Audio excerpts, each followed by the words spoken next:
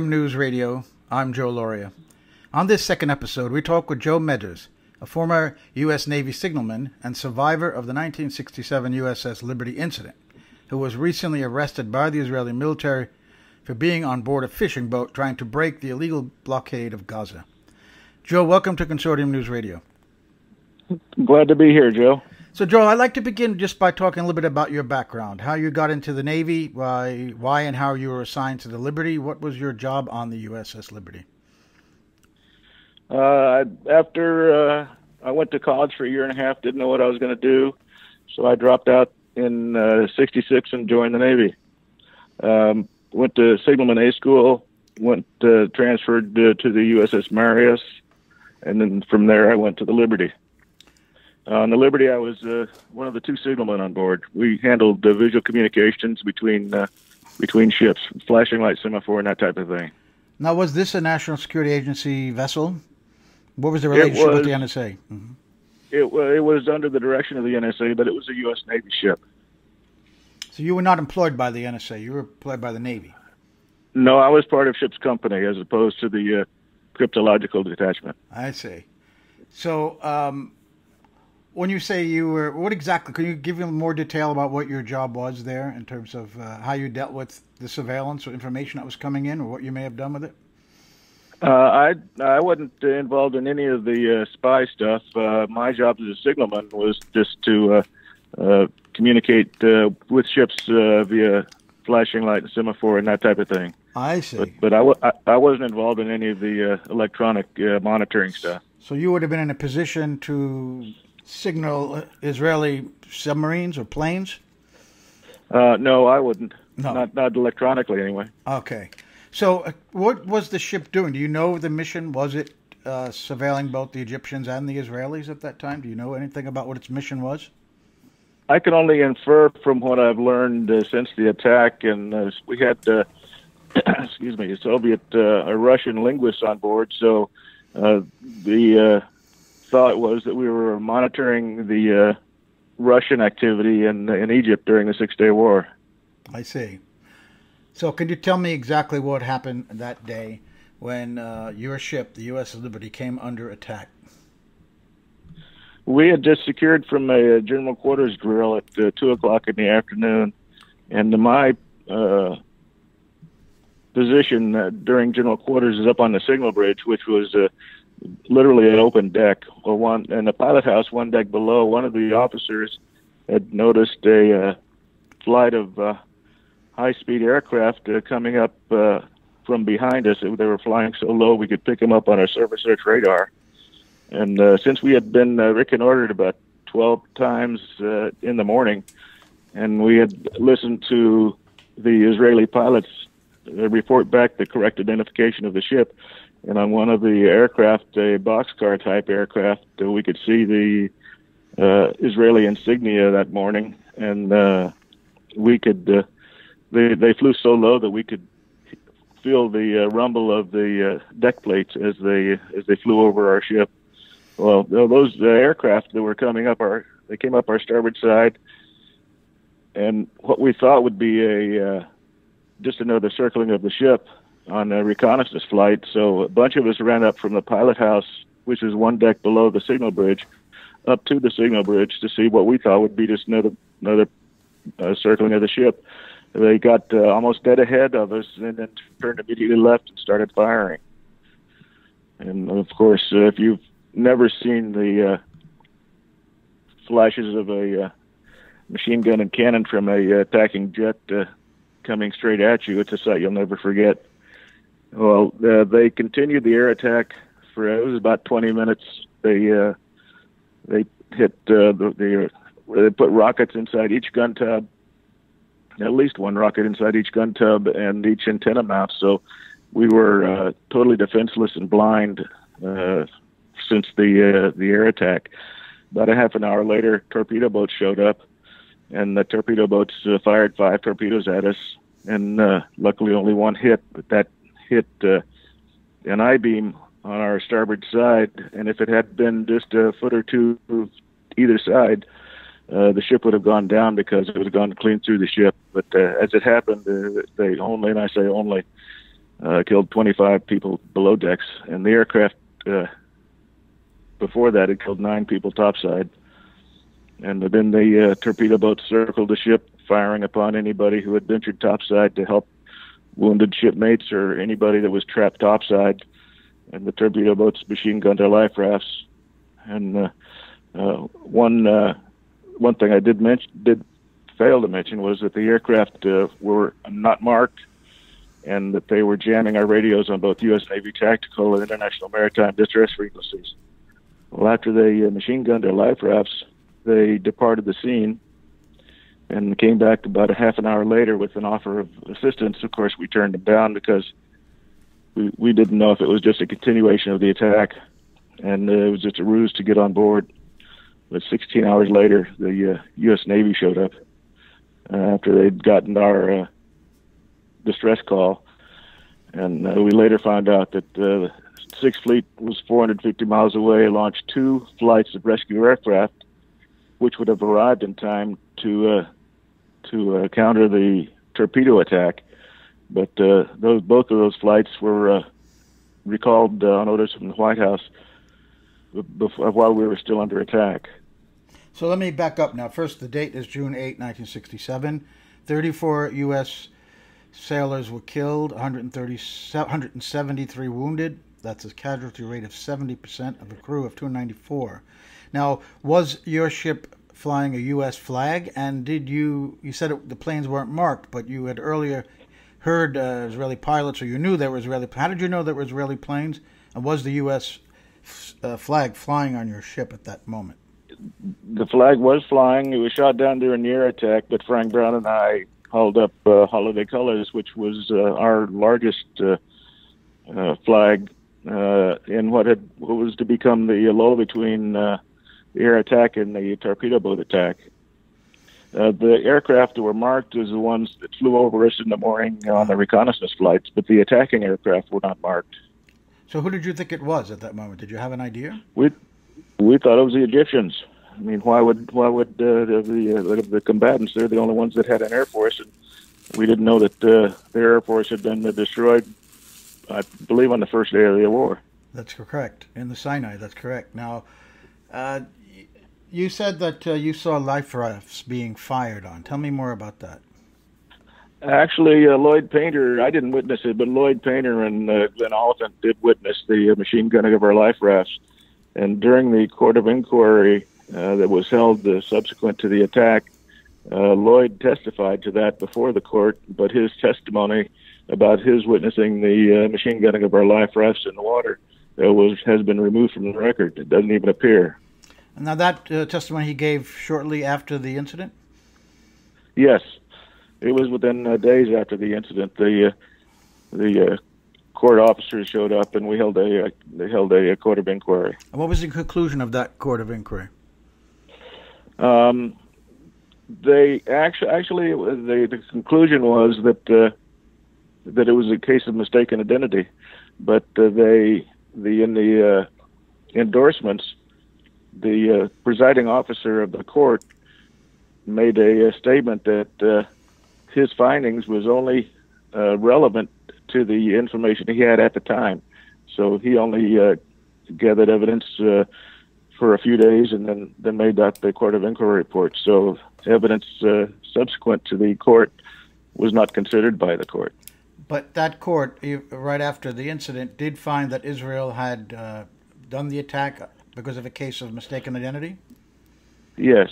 It identified Israel that early in this in the following events from the attack. So we knew right afterward that it was Israel, but they said it was mistaken. And what did you think when you heard that? Do you remember?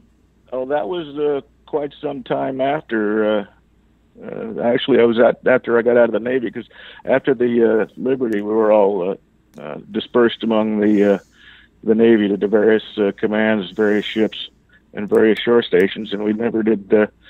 We weren't allowed to communicate with any of the other survivors. So the first I knew about the Court of Inquiry report was when I read Jim Ennis's book, Assault on the Liberty, and I got in touch with him and started pursuing the investigation.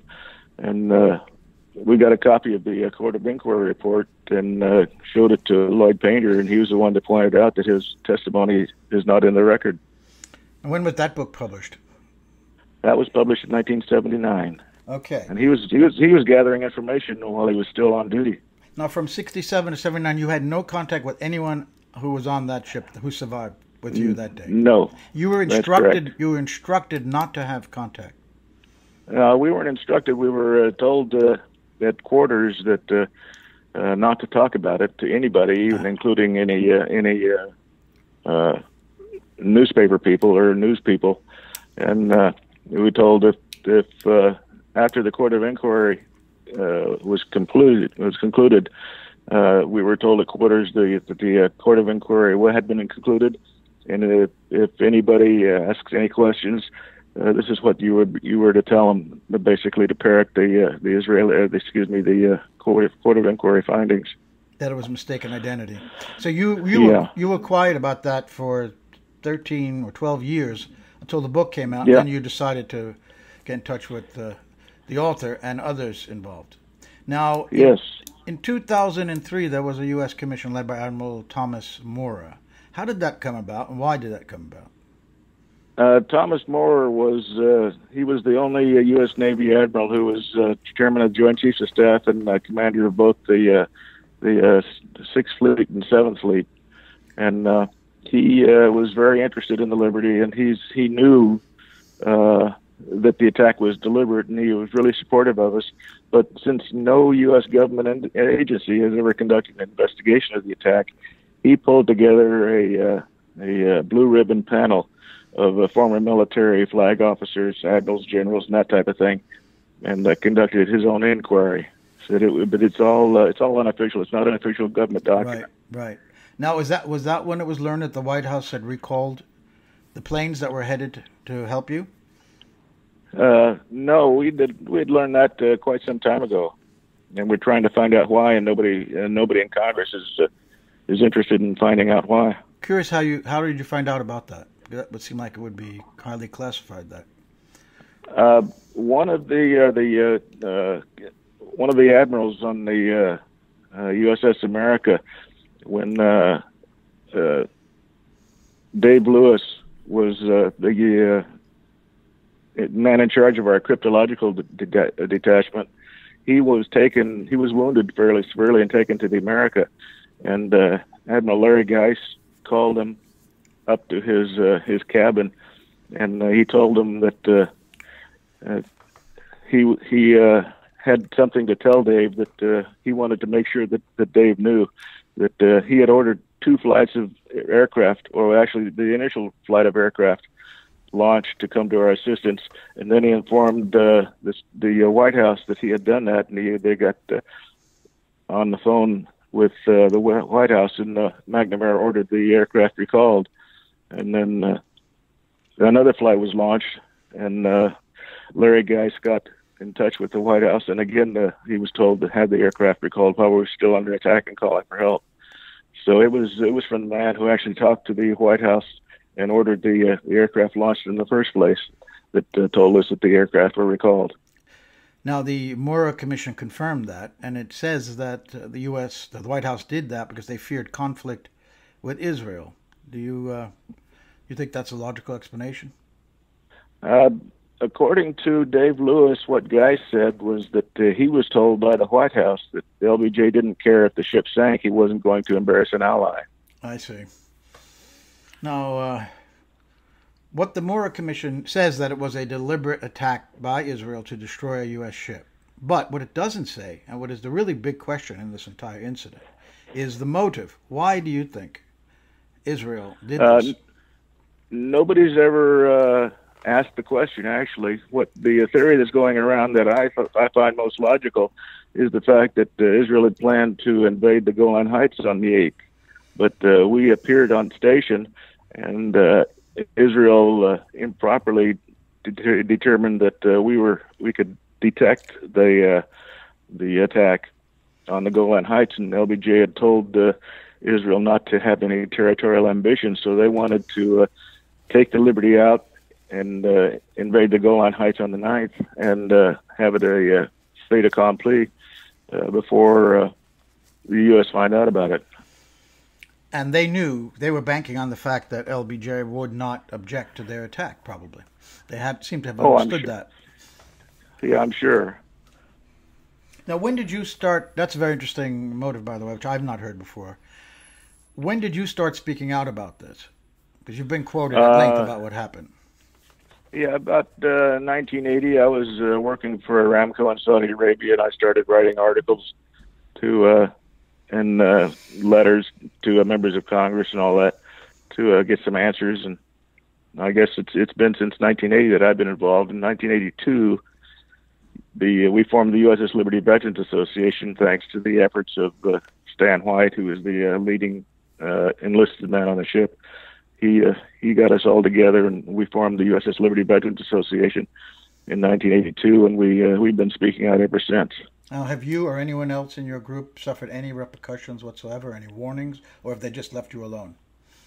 No, they've left us alone, quite surprisingly, because we get calls from some people saying that they've been threatened, but no Liberty survivor has been threatened at all that we know of.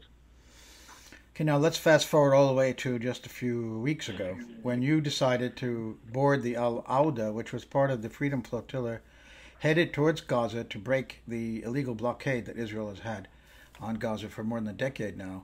I want to know why you decided to take part in this and how you found out about it, and what was the leading up to your decision? What led up to your decision to go on the Al-Auda? As a child, I grew up in Saudi Arabia, and this is the late 40s and in the 50s. And we got to know quite a few Palestinian families who were recent victims of the Nakba. So the situation of Palestine and Palestinians is something I've known about all my life. So I was in contact with Cynthia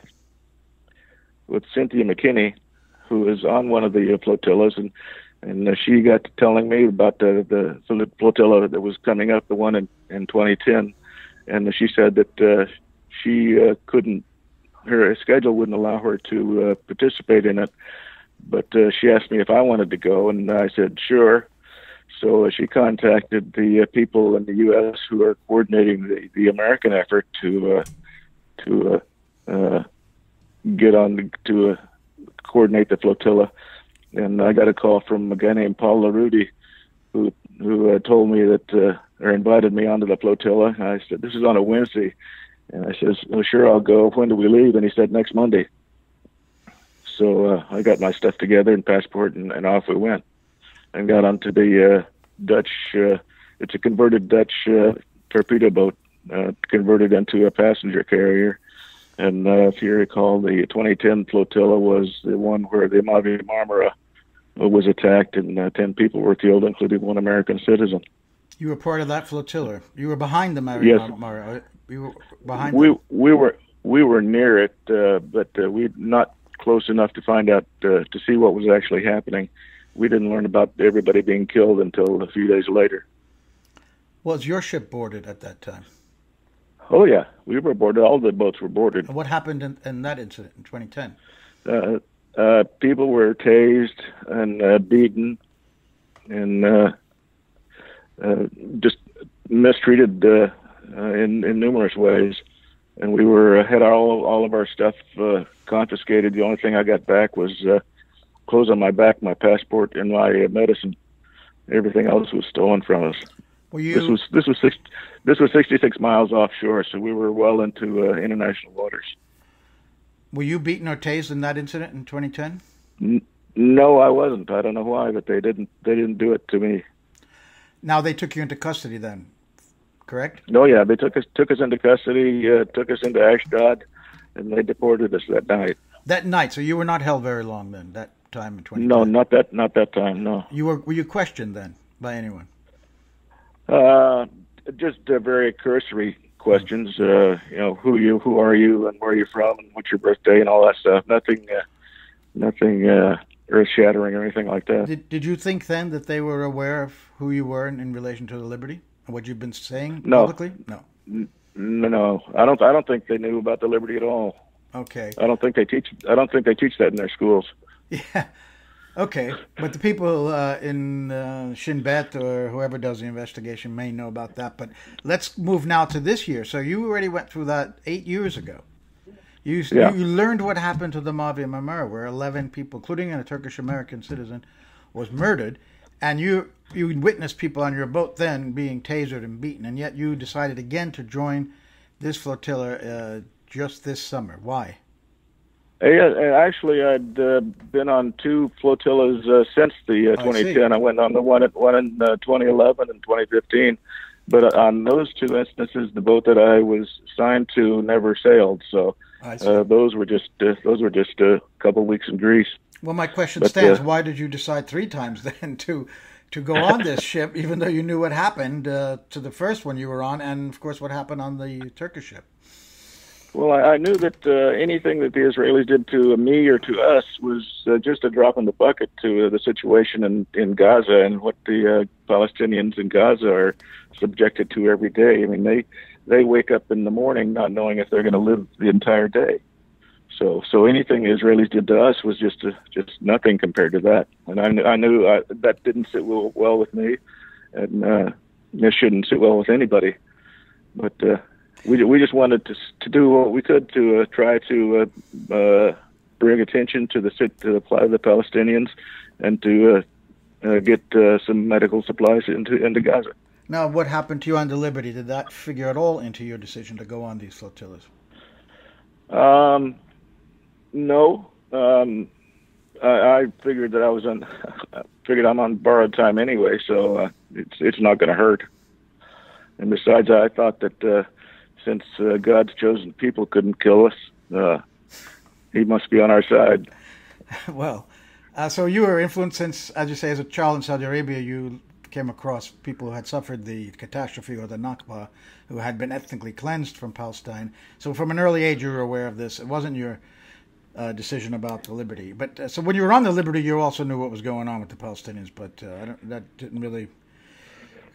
Did that make you even more angrier at what the Israelis had done to you than your ship, trying to kill you, essentially? Not really. It just woke me up to the situation between Israel and our government. Mm-hmm. How much control the Israelis have over our government, the Israelis and the Israel lobby. How much control they have. Because before the blood was dry on the Liberty, there was members of the Senate.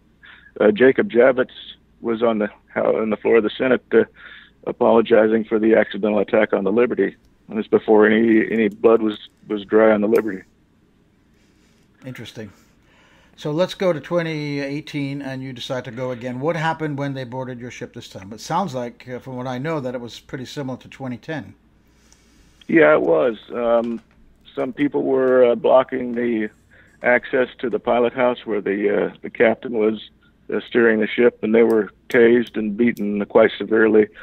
I wasn't. I was in a small passageway between our after deck and a big one cubic yard of water, cubic meter of water, and a big container, and we were just there to block the way of the Israelis as they came on board, and they just jerked me off of that line that I was in and moved me into the back of the ship along with everybody else. But there was one guy who he was hurt fairly severely, and we didn't find out about this until later. That he was taken to the Israeli hospital after we got into Ashdod, and he came out and was taken with us to Givon prison in Israel, and he tried to get the doctor to look at him as in when he was in prison, and they wouldn't. It took him about 18 hours to get the doctor to see him, and he was taken to the hospital. He had a problem with his kidney, and he was given a catheter. And he tells us now that he doesn't remember any of that. So something happened to him in the Israeli hospital that because he got back to the States, and he had to have the catheter placed back in. So he's not doing too good right now, and he thinks it's because of the treatment he received at the hospital. Now, putting aside for a moment the UN's ruling that this is an illegal blockade, and most countries accept that, and that this was in international waters, was there any? Could the Israelis have behaved differently to arrest everybody on board? Did they need to use force, in your opinion, in either 2010 or this year? Absolutely not. The Israelis claim that they have to ensure that no arms and ammunition get into Gaza. Well, from my perspective, they've had 70 years to come up with a procedure to ensure that doesn't happen, and it just involves searching the ship and letting it go in. But I think their intent is more on the lines of punishing the Palestinians than it is in ensuring that no arms or anything like that arrives by sea. And trying to trying to deter future flotillas if they rough people up, but it's not working, is it? Yeah, I was going to say it's not working. People are lining up to go. Did you have at either in 2010 or this year any flashbacks to being on the Liberty when the Israelis boarded your ship and started acting violently? Oh, this one just completed. We filed a tract in international waters close to the Egyptian territorial waters, right near where the Liberty was attacked. And when that happened, I did have a few flashbacks, but I got over them.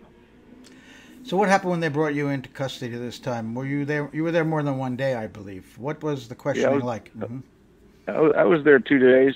Prison wasn't that bad for me because I'm fairly adaptable. The food wasn't any good unless you like shredded carrots, watered down potatoes, and green peppers. But the room was built for 6. We had 4 in there, and there were three cells with the men in it, and there's a couple other cells in another wing of the prison with all the women. Were you charged with any crime, or were you just deported? It never got to that point. We were the attorneys that handled our case was hoping that somebody would pursue it in court because they didn't know what the Israelis would charge us with, because we were kidnapped by Israeli pirates who took us to a place we didn't want to go. So how could we be accused of entering Israel when that's not where we intended to go?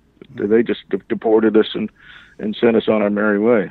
Now, again, they never raised the Liberty with you, and you don't think that the people questioning you had any knowledge of who you were in relation to the Liberty? I don't think they had any idea. I was wearing a USS Liberty T-shirt during the attack and until we got to the prison, and they saw it. I made sure that they saw it, but they didn't make any indication that they knew what I was talking about. You didn't raise it, other than wearing the T-shirt. Then you did not raise the Liberty at all. Oh no. Yeah. Even if I did, they wouldn't know what I was talking about. Because I did raise it in 2010 when we were going through their immigration process, and I got to talking to a doctor, and she asked me medicines I took, and I told her one, and she says, "Why are you taking that?" I says, "It's for my PTSD." And she says, "Oh, were you in war?" I says, "Yeah." She asked me which one. I said the 6-Day War, and she asked me which side I fought on, and I told her I was on the American side. And then she looked at you in a strange way, I imagine. Yeah. And that's the last she talked about that. That was the end of the conversation. So, Joe, my last question to you, and I really thank you again for your time, is having gone through this now twice, will you go on another flotilla to Israel? Absolutely. I mean, if they ask, I'll put my name in the pot, and if I can do anything to help, I'll do what I can. And do you think there is anything that can be done? Excuse me? What can the flotilla do besides bringing attention to this issue? And it didn't get a lot of attention in the U.S. media. The situation of the Gazans is dire. We've just gone through another round of violence, not a full-scale attack as we saw in the last decade a couple of times. But what can the flotilla do to help the Gazans and bring the situation to an end and free the people in Gaza?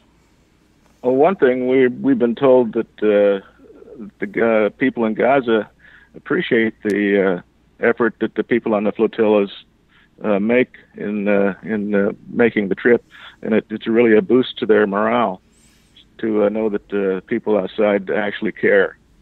So it's not only breaking the siege, breaking the blockade, but it's also a morale booster.